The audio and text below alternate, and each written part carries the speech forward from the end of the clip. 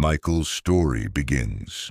They said I had it all. A great job, 2 beautiful kids, and a wife so admired. People whispered about how lucky I was. And for a while, I believed them. Lana and I met 12 years ago on a construction project in San Diego. She was elegant, articulate, 5 years younger, and somehow, despite being surrounded by men in suits, she chose me. The quiet engineer in boots and rolled-up sleeves. We married quickly, bought a home, built a life. I worked long hours without complaint. Every project, every late night, every promotion, I did it for them. Lana stayed home for a few years, then opened a yoga studio. I supported every idea, funded every dream. People thought we were perfect. But perfection has a cost when one person carries all the weight. It started subtly. Lana withdrew. She stopped sitting near me during family dinners. Her weekends became retreats, spa getaways, juice cleanses. I didn't ask questions. I just kept giving. More time, more money, more trust. One night on our anniversary, I cooked her favorite meal. She came home dressed for a party. "Oh, was that tonight?" she asked. I told her to enjoy her evening, and I sat there, eating alone, wondering how love turned into silence. Then came the Tuesday that changed everything. I came home early from a site visit after injuring my wrist. She wasn't expecting me. The house was quiet. Her tablet sat on the counter, unlocked. A message flashed across the screen. "He doesn't suspect a thing. I'll tell him soon. I want a life with you." Ryan. I stared, read it again. I didn't react. I didn't shout. I took a screenshot. I scrolled. Hotels, messages, photos. A man I'd never met, her trainer. A man I'd been unknowingly paying for through her studio's budget. That night, I didn't sleep. I sat outside on the porch, watching the garden lights blink, the same ones I'd installed the month we moved in. And I made a decision. I wouldn't confront her yet. I wouldn't lose control. I wouldn't let my kids suffer for her lies. I would act smart, quiet, surgical. At dawn, I picked up my phone and called Isabel, my oldest friend and my legal counsel for the past decade. "Isabel," I said, "I need you to help me prepare for war." And just like that, the illusion ended. "I'll handle the paperwork," Isabel said, calm as always. "But first, we need to be methodical. No emotion, only facts." She was the kind of person you wanted in a storm. Composed, loyal, surgical with the law. We'd worked together on infrastructure contracts for nearly a decade, and she knew me better than most. That morning, I showed her everything. Screenshots, timestamps, bank notifications I hadn't even noticed before. Together, we built a timeline of deceit. "Michael," she said, "you need to protect your business, your kids, and yourself. In that order." So we started. The first step was locking down my financial assets. Over the years, Lana had been casually added to accounts, trusts, even my firm's access portals, little privileges I gave her without thinking. Isabel helped me revoke all third-party authorizations. We opened a new account under a holding entity and began transferring savings there in small, untraceable amounts. Second, I contacted my firm's tech officer and restructured system access permissions. No explanations, just a formal security update. If Ryan had accessed anything through Lana's devices, I wanted that door closed yesterday. Third, we began documenting everything, every email and bank transfer with her name on it. Every trip she billed as studio research. Every interaction with Ryan that could be traced. I didn't just want to win a custody battle. I wanted to build a case no judge could ignore. At home, I played my role. I still made breakfast, still helped our kids with homework, still left goodnight notes on Lana's side of the bed when she came home late from group meditation. It was the cruelest theater I'd ever performed in, pretending to be the man she thought too dull to notice, too loyal to fight back. But under the mask I was preparing, and I watched her closely. She wasn't cautious anymore. That was the insult layered over the injury, how casual she had become in her betrayal. She laughed more often now, but never at home.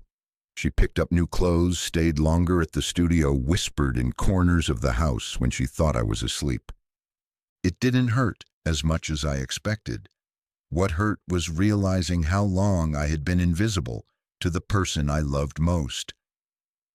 One afternoon, while folding laundry, I found a receipt stuffed into the pocket of her yoga pants. A hotel bill, 4 nights at a wellness resort, signed under Lana Blake. Blake, his last name. She'd been using it for bookings. They were planning something, maybe already living as a couple in parallel, using my money, my name, my sacrifice as a springboard. I put the receipt in my evidence folder. That night, she kissed me on the cheek before bed. A few days later, Isabel called with new findings. "Michael, I think Ryan's more than just a trainer."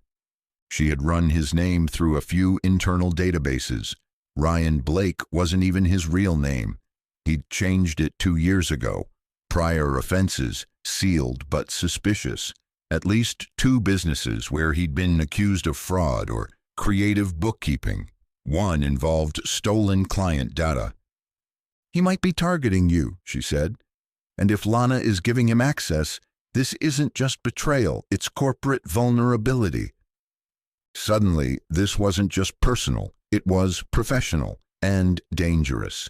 We initiated a full cyber audit of my firm's systems, disguised as a routine quarterly review. I requested firewall changes, I removed shared device privileges, and I began planting bait, non-sensitive dummy files labeled like contract negotiations, funnel performance, legal loopholes. If he bit, I'd know. At home, Lana was unusually cheerful one morning. She wore a white summer dress I hadn't seen before and hummed as she brewed coffee. "Any plans this weekend?" I asked casually. She smiled. "Oh, the usual. Probably another wellness retreat." She didn't even look up. I nodded, but inside I was done pretending. That evening I emailed Isabel a zip folder, everything I had gathered. "I want to proceed," I wrote. "Whatever the process is, I'm ready now." She replied with just one sentence. "Then it's time to let her make the first move, on the record." We agreed I would remain quiet for 1 more week. Let Lana file first. Let her believe she had the upper hand. Because once she put it in writing, once she tried to paint herself as the victim in front of a court, I'd have everything I needed to expose the truth. And from that moment on, every word she spoke would be one step closer to her undoing. The message came on a Tuesday. I'd just finished a remote meeting with a city inspector and was sipping coffee on the porch. The house was still. Lana had left for her studio seminar that morning. I hadn't heard from her all day. Not unusual anymore. Then my phone vibrated. It was from her. "Michael, I've met someone else. His name is Ryan. I haven't been happy in years, and I need to follow what feels right. I want a divorce." That was it. No remorse, no hesitation, just a decision, final. Before I could react, another message appeared, a screenshot of a draft divorce petition already filled out with her lawyer's information. The claims?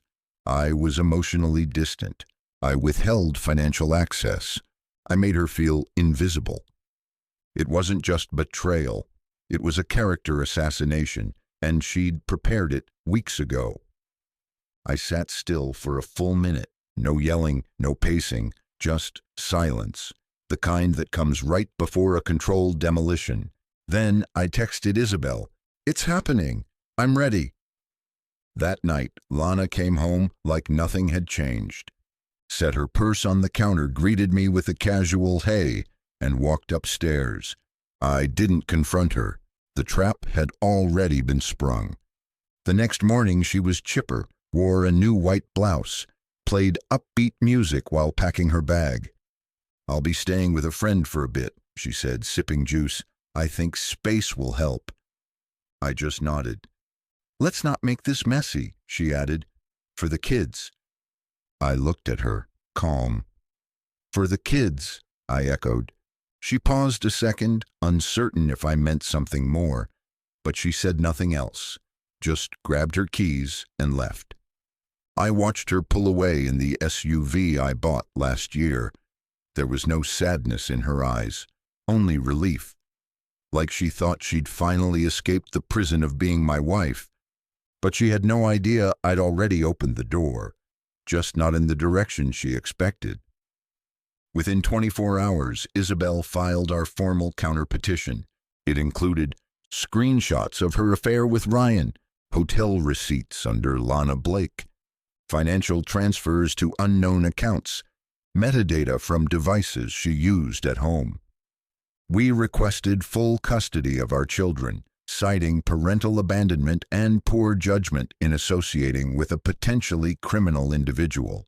Isabel had built the case like an engineer lays rebar, clean, unshakable. Lana's lawyer reached out the same day, demanding mediation. We refused. The plan was simple. Let her move first. Let her lie first. Then we'd bring the hammer. That week I kept everything normal for the kids. Homework, bedtime stories, even baking cookies with Emma on Friday night. I didn't want their world shaking because Lana decided hers no longer mattered. But something about her absence was freeing. I missed the illusion, not the person. And the more I thought about it, the more I saw how long I'd been loving someone who didn't know how to love anyone but herself. Then Isabel called me with something new. "You were right to be cautious," she said. "Ryan isn't clean." She dug deeper and found that Ryan Blake had a sealed record from 5 years ago, identity theft, fraud, and a suspicious LLC registered under his name in Arizona that had been blacklisted by a bank. He'd also been involved in a data breach at a fitness app company where he briefly worked. Just before Lana hired him privately, it wasn't just a love affair anymore, this was a setup. I began reviewing our home network. Ryan had visited often over the past few months, dropping off yoga equipment, helping Lana with online classes. I found signs of unauthorized logins to my business folders, logs that didn't match my devices, file access that shouldn't have happened. I set up a digital tripwire, dummy documents with sensitive-looking names planted in a decoy folder. If he tried anything again, I'd have proof he was attempting to breach protected corporate information. The betrayal no longer hurt the way it did that first afternoon. Now it made sense. Lana didn't fall in love with someone else. She chose someone who made her feel powerful, someone reckless and smooth-talking, who saw me as nothing more than a means to an end. And she handed him the keys to everything I built. The marriage wasn't just over. The war had begun. And I was more than ready.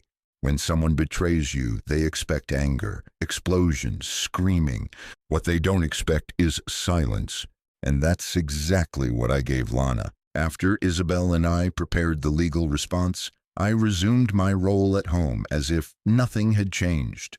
The father, the husband, the man who still made breakfast and folded the laundry, even though the woman he did it for had already chosen someone else. Lana continued her routine, slipping in and out of the house with effortless arrogance. She looked more vibrant now, as if cheating had become a form of skincare. One evening she came downstairs wearing a sleek dress I hadn't seen before. "I'm meeting a friend," she said, avoiding eye contact. I simply nodded. "No questions?" "None that matter," I said. That answer unsettled her more than a confrontation would have. The next morning, she struck. A courier arrived at the house with an envelope. Inside, the official divorce filing. She had gone through with it. Claims, irreconcilable differences, emotional neglect. financial control, desire for independent growth. It was the same language Isabel had predicted, vague, strategically worded, designed to make her look like the victim and me the cold, passive aggressor. She wanted the house, joint custody of the kids, and half of everything. Isabel read through it and laughed softly. She thinks this will scare you. It won't, I said. It just confirms she has no idea who I am anymore. That night, I waited for Lana to bring it up. She didn't. We ate dinner at the same table with the kids like we weren't in the middle of a legal war. After the kids went to bed, she poured herself a glass of wine. I joined her on the porch. So, I said gently, you filed. She didn't flinch. I did. I think it's the healthiest path forward for everyone. You're sure this is what you want? I deserve to feel alive again, Michael. I've spent years invisible in this house. I want more. I took a slow sip of my coffee. I hope you get everything you deserve, Lana. She smiled faintly. That's the plan. The next few days passed in a strange blur. She began packing boxes, labeled things Lana's studio, books, guest room. She never asked if she could take them. She just assumed. And I let her. Meanwhile, Isabel was working like a surgeon, filing the counterclaims, submitting digital forensic evidence, listing Ryan Blake's aliases and financial history, and requesting an injunction to freeze joint accounts until the court could review our findings. The judge granted it within 48 hours. The day before she moved out, Lana called a family meeting. We sat in the living room with the kids. She held their hands and said, Mommy's going to be living in a new place for a while. It doesn't mean I don't love you. It just means adults sometimes need space. Our daughter Emma looked confused. Our son Tyler clung to my side. I sat silently through the entire thing. Then I walked the kids upstairs, tucked them in, and kissed their foreheads. When I came back down, Lana was crying quietly in the kitchen. I didn't think this would feel this hard, she said.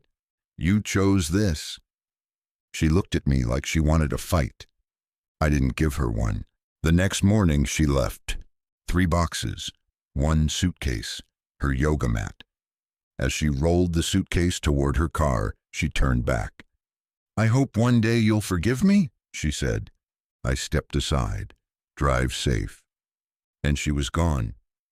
But while she thought the hardest part was over, she didn't know we had only just begun. Because that same evening, Isabel called me. He accessed the files, she said. Ryan? Yes, he downloaded 2 of the decoy documents. The IP matches a device registered to Lana's home internet. We had him. Attempted corporate espionage, unauthorized access to proprietary files, paired with Ryan's existing legal history. This wasn't just infidelity. It was a criminal case. Later that night, I sat by the fireplace alone. No rage, no tears, just quiet resolve. People like Lana and Ryan think trust is weakness, that kindness is a flaw, that someone who stays silent is someone who doesn't see. But the truth is, men like me, we don't act quickly. We build. And now I was done building a life for her. It was time to rebuild it, for me. It had been 3 days since Lana left. The house was quieter, but not in the painful way I had imagined. It was peaceful, steady. I could hear the sound of my own thoughts again. The kids were still adjusting. Emma asked about her mom during breakfast. Tyler stayed quiet, but watched me more carefully, like he was trying to understand who I really was now that his world had cracked. I'm still here, I told them. That hasn't changed. And it wouldn't. Meanwhile, Isabel was gathering momentum. Ryan accessed 2 of the decoy files, she confirmed. That alone is enough for an injunction. But there's more. She'd traced a device ID that matched a laptop Ryan had used at a gym where he once worked. Just before that gym mysteriously closed due to financial irregularities. The logs showed file names like city bridge contract timeline and vendor bid structure, documents that sounded critical but contained nothing real. He tried to open them with third-party decryption tools, Isabel said. This guy isn't just some affair, he's fishing for information, and your wife gave him access. That was the final line for me. Up until then, I had thought maybe Lana was just lost. Maybe she had been pulled into something she didn't fully understand. But no, she knew, maybe not everything, but she knew enough. She chose him anyway. I filed the formal complaint with local law enforcement, submitted the IP logs, the decoy data trail, the access timestamps. The detective assigned to the case was surprisingly sharp. We've seen this before, he said. Romantic access used as a backdoor into proprietary systems. Most of the time, the guy walks, but not if you've already built the net. Oh, I said, the net's done. He just doesn't know he's in it yet. That same night, I received a voicemail from Lana. Michael, I know things are tense, but I wanted to let you know I've been thinking. Maybe we rushed this. Maybe we should meet just to talk. Her voice was soft, almost sweet, like she was testing the waters of regret. But I wasn't the same man anymore. She had mistaken my silence for fragility. What she didn't realize was that I hadn't stayed silent out of pain. I stayed silent because I was watching everything fall into place. I didn't return her call. 2 days later, Isabel received an official response from Lana's lawyer, panicked, contradictory. They were requesting to pause proceedings, requesting mediation, requesting access to accounts that had already been frozen by court order. She's starting to realize, Isabel said, that this isn't about a broken marriage. It's about what she handed to the wrong man. And Ryan, well, he didn't stay quiet for long. Apparently, once he realized the files he downloaded were worthless, he confronted Lana, probably blamed her for not getting him real access. How do I know? Because Lana showed up at my office the next morning. She looked exhausted, pale, eyes red. Michael, she said quietly, standing in the lobby. Can we talk? I took a slow breath, then waved her into the small conference room near reception. She sat down, shaking slightly. I didn't know he was using me, she began. I swear, I thought it was just us, that we could... I raised a hand. Don't, I said. Please, just stop. She blinked. Tears formed, but I wasn't moved. You gave him access to our house, our network. You opened the door to everything I built and let him walk in. I didn't mean... You didn't think. We sat in silence for a long moment. Then I added, and now he's facing federal charges, and you're lucky I stopped short of pressing charges against you. She went still. What? I slid a document across the table, her signature on a data-sharing waiver, buried in the small print of a studio vendor agreement she'd signed on Ryan's behalf. She had legally authorized him to audit technical equipment for service optimization, which, unintentionally or not, gave him a bridge into my home network. Her face drained of color. I didn't know. You didn't care. I stood up. I hope you find what you're looking for, Lana. I really do. But not at the expense of our children or my integrity. That ends here. She didn't speak again, just gathered her purse and walked out. And this time, she didn't look back. Later that evening, I sat with Emma as she drew on the living room floor. She showed me a picture, stick figures of me, her, and Tyler standing on a beach. A small heart floated above us. No, Mom? I asked gently. She shook her head. I like it like this. I nodded. Me too. The next morning, I received a call from the detective. Ryan Blake is in custody, he said. Charges include unauthorized access, attempted corporate theft, and digital fraud. And just like that, The lie she left me for went exactly where it belonged. Behind bars. Ryan Blake was now in custody, but the story was far from over. 2 days after the arrest, I got a call from Detective Reyes. His tone was different this time, sharper, more serious. "We've uncovered something bigger," he said. Ryan's laptop had been seized, along with 2 external drives. The forensic team recovered more than just data theft. There were dozens of victim profiles, names, emails, partial banking information. Some files dated back 5 years. Many of the women he targeted matched the same profile: recently divorced, financially stable, emotionally vulnerable. And Lana's name was in one of the folders. I sat there in silence, trying to process it.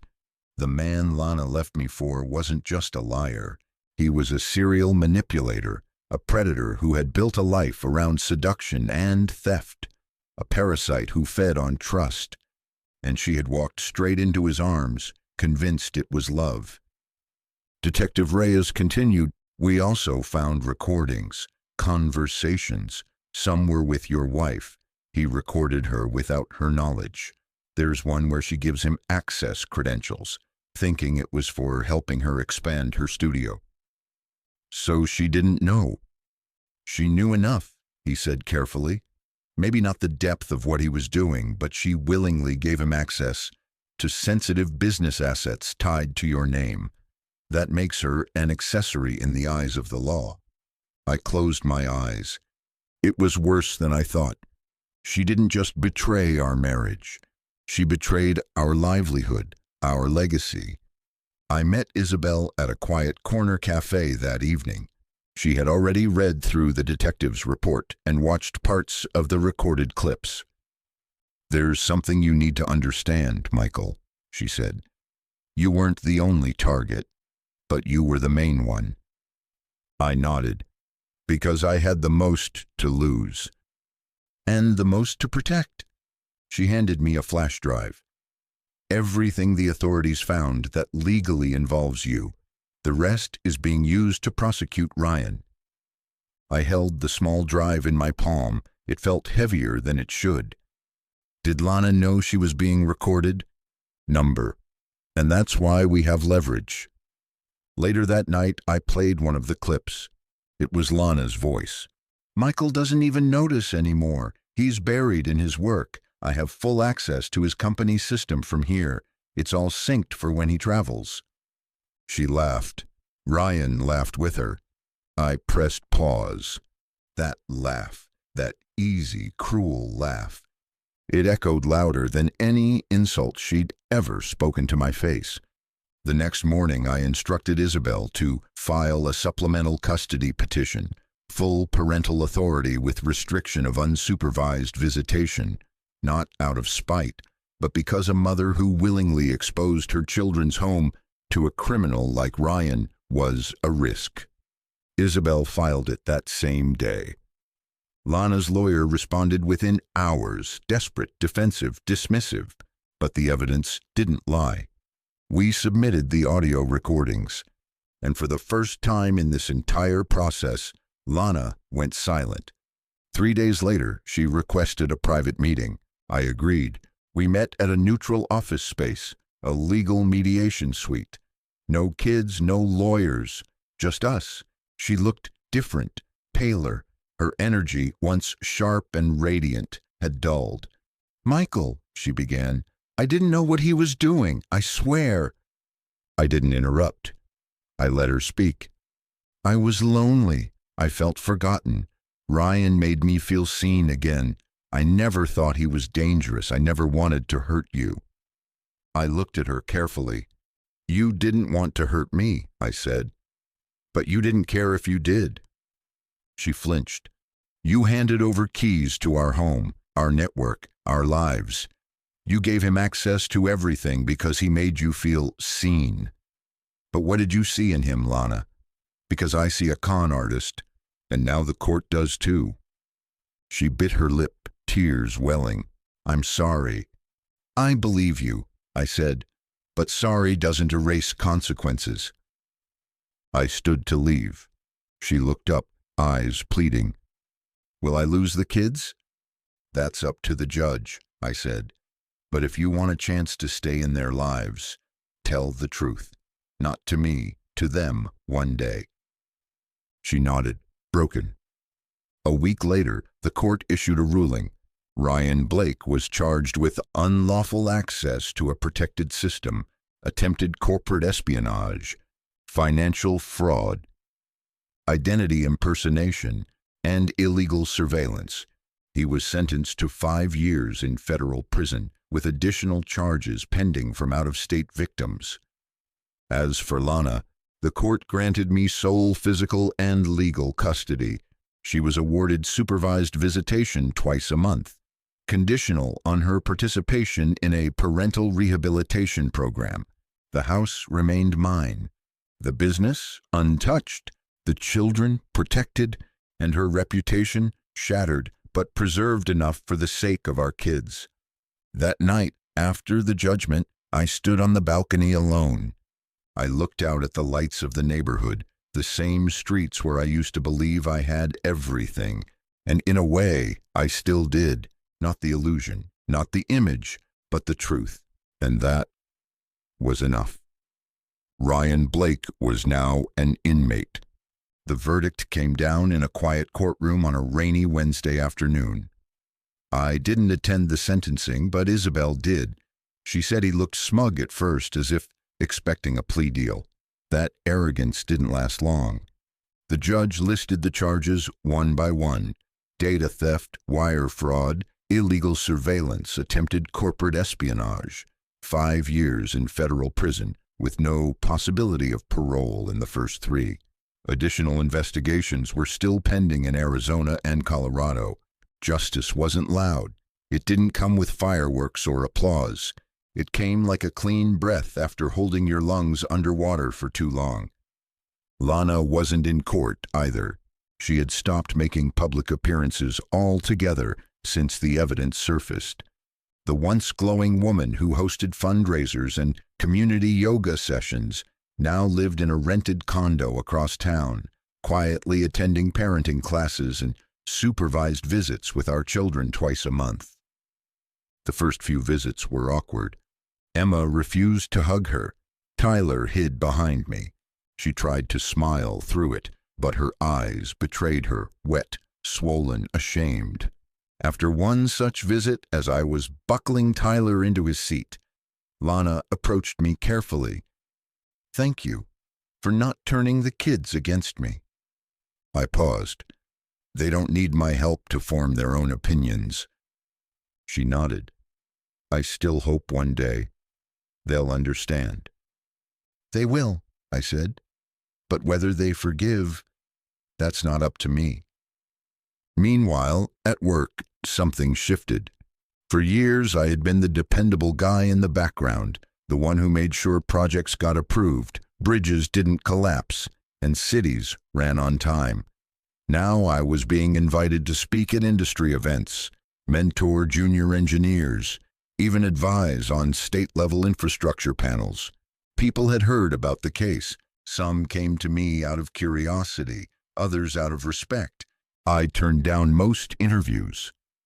This isn't a story about me, I said to one reporter. It's a warning. Trust is not a weakness, but giving it blindly can be. One afternoon, Isabel and I met for coffee. She slid a manila envelope across the table. Final settlement papers, she said. All assets secured, custody permanent, divorce finalized. I stared at the envelope for a moment, then opened it and signed. No hesitation, no sadness, just peace. She watched me carefully. How do you feel? Like I've come out of a tunnel. You did, she said, and you never once tried to run. I smiled. That's not what builders do. We stay until the structure is sound. She raised her coffee. To staying. To finishing, I said. That weekend, I took Emma and Tyler to the beach. It was the first time in months we did something spontaneous. No lawyers, no schedule, no heaviness in the air. Just wind, water, and sunlight on their faces. Emma collected seashells and lined them up in the sand like little soldiers. Tyler built a lopsided sandcastle and declared it his fortress. At one point, Emma looked up at me and asked, "Dad, are you happier now?" I thought for a second. "I'm lighter," I said. "That's better than happy." She nodded like she understood, and maybe she did. A week later, I received a letter, handwritten, from prison. It was from Ryan. "Michael, you probably hate me. I don't blame you. I never planned to get caught. Never thought I'd fall for her either. But I did. Somewhere along the way, the game became real, and I lost. If nothing else, know this. She never knew the full extent of what I was doing. She believed in me. Too much. Maybe that's what destroyed her. Do with this letter what you will. I just needed to say it. Ryan Blake." I folded the letter once, twice, then placed it in a drawer. It didn't change anything, but it confirmed everything. As fall arrived, I found myself in unfamiliar territory, stillness. No fire to put out, no bombshells to absorb, no illusions left to shatter. Just the work I loved, the children I cherished, the quiet, steady rhythm of mornings and bedtimes, and laughter returning to our halls. Lana continued her visits. She tried. Sometimes she cried. Sometimes she just sat quietly, watching the kids from across the table at the supervised center. I didn't interfere. This wasn't my redemption to give. It was hers to earn. One evening, after a long day at work, I stood on the back porch watching the sun set behind our yard. I thought about everything I'd lost. Then I thought about everything I'd kept. My name, my values, my children. And I realized those were the only things worth fighting for. 1 year later, almost to the day Lana left, I found myself standing on the same porch where I once watched her drive away with her suitcase and a head full of illusions. Only this time I wasn't broken, I wasn't angry, I was free. Life had settled into a new kind of rhythm. Mornings were filled with lunchboxes, school drop-offs, and my son's excited chatter about dinosaurs. Evenings were quiet, Emma reading on the couch, Tyler building endless Lego cities on the floor, and me finally learning how to make decent pasta. Not everything was perfect, but it was honest, and I had learned to prefer that. Lana still saw the children, under supervision, as ordered. Over time, she stopped fighting the conditions. Maybe she finally understood what she had lost. Maybe she accepted that rebuilding trust takes more than tears and therapy sessions. One Sunday afternoon, as she was saying goodbye, Emma hugged her for the first time in months. Tyler stayed behind, clutching my hand. Lana looked at me, eyes full of something I hadn't seen in her in a long time. Gratitude and guilt. She whispered, "You did right by them, even when I didn't." I gave a slow nod. They deserved someone who didn't leave. Then I turned and walked away, not out of bitterness, but because the conversation was over. Some things don't need closure. They need silence. A few weeks later, I was invited to speak at my alma mater. It was a leadership seminar for young engineers, kids in their early 20s, full of ambition and caffeine and visions of skyscrapers. The coordinator asked me to talk about Project Risk. Instead, I told them a story, not about Lana or Ryan or the divorce, but about trust, about the kind of strength that isn't loud, the kind that shows up at 5 a.m. to pack lunches and hold things together while everyone else sleeps, the kind of strength that doesn't make headlines but builds legacies. I finished with this: you'll be tempted in this life to measure your worth by titles, by income, by who's standing next to you at a party. But your real value, it shows in what survives when everything else breaks. Protect your name, honor your promises, and if someone hands you trust, treat it like gold. Because once you lose it, there's no blueprint to get it back. They applauded politely. But one student in the front row, quiet, maybe a little like me at that age, stood up and said, "Sir, has anyone ever betrayed you?" I smiled. "Yes," I replied, "but they also set me free." That night I came home and found Emma fast asleep on the couch, a book about space open on her chest. Tyler was curled up beside her. I didn't wake them. I just sat beside them and watched them breathe. This was my legacy, not my firm, not the money, not the revenge, but the fact that I survived betrayal and still knew how to love, still knew how to give, still knew how to raise good human beings in a world full of people like Ryan and Lana. A few weeks later, I received another letter from prison. I didn't open it, I burned it. I no longer needed explanations or apologies from people who never valued truth until they were caught without it. Some nights I still think about the day Lana left, not with pain, but with perspective, because that morning I thought I had lost everything, and now I know. That was the day I started gaining everything that mattered. Final scene. Emma and Tyler are running down the shoreline of a quiet beach. The sun is setting. Their laughter carries over the waves. I stand barefoot in the sand, smiling. There's no camera, no witnesses, just me. And peace, the kind that comes not when everything is perfect, but when everything is finally real.